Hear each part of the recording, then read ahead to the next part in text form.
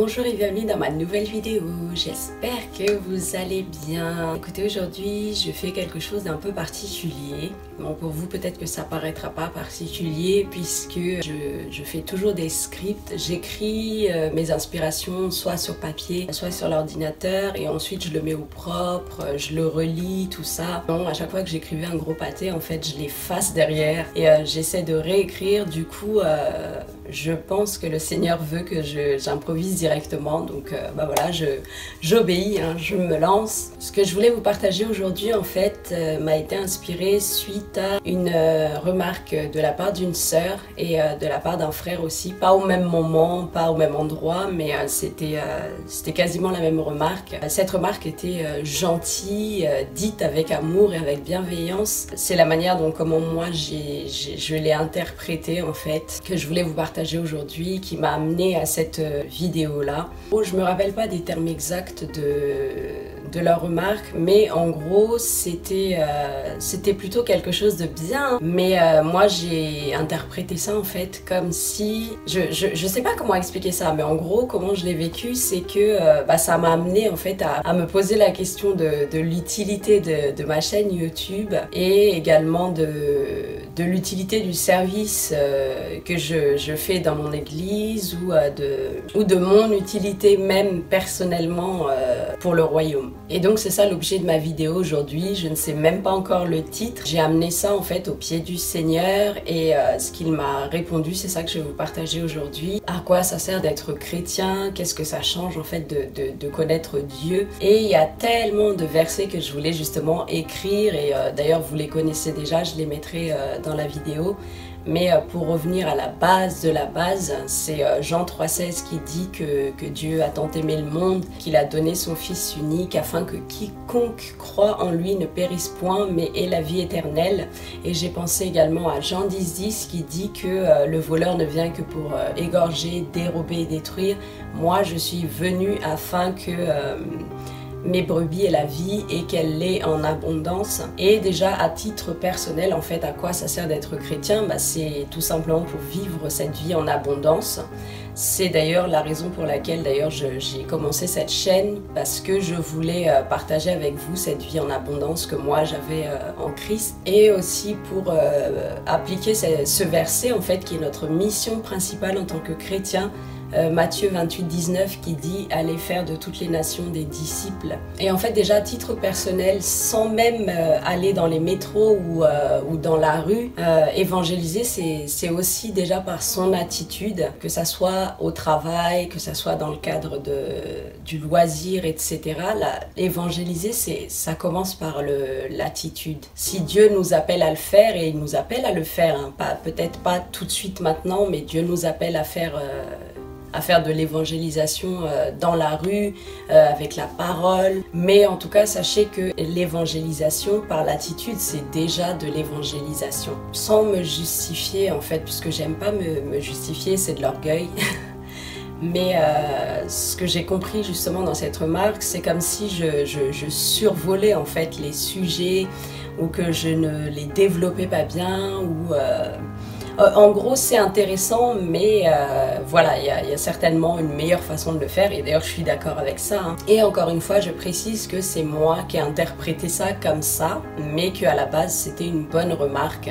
J'espère d'ailleurs que ce verset là se ressent dans ma chaîne, hein, puisque c'est aussi mon objectif, c'est évangéliser. Et ensuite, sans parler de ministère ou de service dans l'église, on a tous un ministère. Moi, en tout cas, déjà, en tant qu'épouse et en tant que mère, c'est mon premier ministère, en fait. C'est la famille. Et d'ailleurs, si vous n'avez pas de ministère ou si vous n'avez pas de service dans l'église, sachez qu'en tant que personne, vous avez déjà un ministère, c'est votre famille, c'est votre entourage. Déjà en tant que personne, on a déjà un ministère en fait d'évangélisation dans notre famille et aussi autour de nous, dans tous les domaines de notre vie. Particulièrement en tant que femme, on a aussi un ministère de femme, hein, de son entourage en tant que femme, en tant que sœur chrétienne, mais on a également un ministère pour celles qui sont mariées avec des enfants, ministère d'épouse. et de mère de famille. Pourquoi? Parce que on est un pilier en fait pour notre famille, on est un pilier pour notre mari qui est peut-être un homme de Dieu, qui est peut-être pasteur, qui est peut-être évangéliste, je ne sais quoi. Parce que tout commence déjà. Ensuite, c'est la famille et tout commence en fait à la maison. C'est pour ça que j'appelle chez moi, mon chez moi, ma famille en fait Jérusalem, parce que c'est de là que partent les disciples. Et nos enfants, ce sont, on va pas dire l'église de demain, c'est l'église d'aujourd'hui et de demain, donc c'est déjà aussi un ministère. Donc voilà, c'est quelque chose que j'espère et ressenti dans ma chaîne, dans les choses que je partage.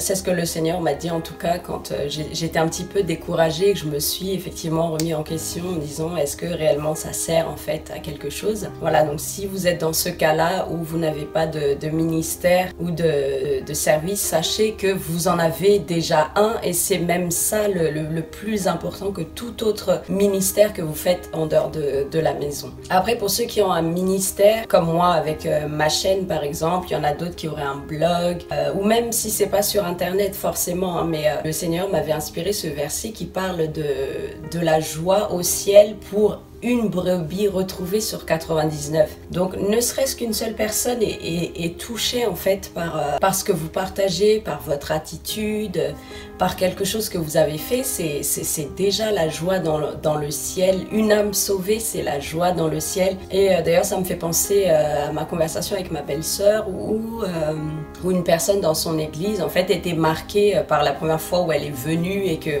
c'est ma belle-sœur qui l'avait accueillie.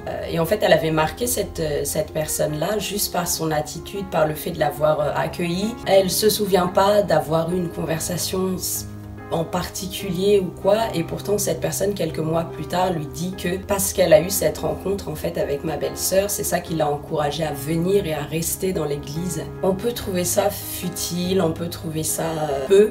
Et de toute façon, à côté de ce que Dieu fait dans nos vies, à côté de ce que Dieu fait qu'on ne mérite pas, forcément, c'est pas grand-chose, mais c'est déjà contribuer au royaume. Et pareil, quand vous avez un service dans l'église, moi personnellement, je suis monitrice de l'école du dimanche, et ça par contre, je trouve pas du tout que c'est inutile, puisque déjà, j'adore les enfants. Je me suis jamais posé la question de l'inutilité de ce service, puisque les enfants, c'est l'avenir. C'est l'église d'aujourd'hui et c'est l'église de demain. Mais si vous servez un autre, je sais pas moi, si vous êtes dans le groupe de louanges, si vous placez les gens quand ils arrivent dans l'église, je sais pas si vous faites le ménage dans votre église, peu importe en fait le service. Là tout de suite je pense en fait au corps du Christ où il y a différents membres, il y a différents organes. Chaque membre, chaque organe est important pour former le corps du Christ. Chacun a une place en fait aussi importante où qu'elle soit, parce que quand chacun est à la place à laquelle Dieu veut qu'il soit, en fait ça permet de faire fonctionner correctement un corps. Humainement, c'est tout à fait normal, et d'ailleurs, il faut toujours se remettre en question pour connaître ses motivations du cœur et pour savoir si elles sont toujours conformes à celles de Dieu. Moi, je voulais juste faire un encouragement par rapport à ça, en fait, si comme moi, vous êtes posé des questions sur votre utilité pour le royaume, sur l'utilité de votre service, de votre ministère. Oui, c'est utile, même si ça vous paraît peu, même si vous n'en comprenez pas directement son sens ou son utilité. Dieu ne fait pas les choses au hasard. Ça me fait penser d'ailleurs à la louange Persévère qui dit si Dieu a mis un rêve dans ton cœur, c'est Dieu qui met des rêves dans le cœur, c'est Dieu qui nous inspire à faire des choses. Il ne faut pas laisser l'ennemi en fait nous décourager par rapport à ce qu'on fait. Directement ou indirectement d'ailleurs pour le royaume. Ce qu'on fait, faisons-le avec les moyens qu'on a. Je pense toujours à Moïse, à qui Dieu a dit va avec la force que tu as. Tout ce qu'on fait, faisons-le avec amour, faisons-le pour le Seigneur. Voilà, c'est mon encouragement aujourd'hui pour vous. Je sais pas si c'est l'ennemi qui a voulu me tenter en faisant interpréter mal la chose. Mais en tout cas, comme toujours, Dieu tourne les choses en notre faveur, et du coup c'est devenu l'inspiration en fait pour vous encourager. Merci d'avoir regardé cette vidéo jusqu'au bout, et en attendant la prochaine vidéo, prenez bien soin de vous, que Dieu vous bénisse, et je vous dis à très bientôt.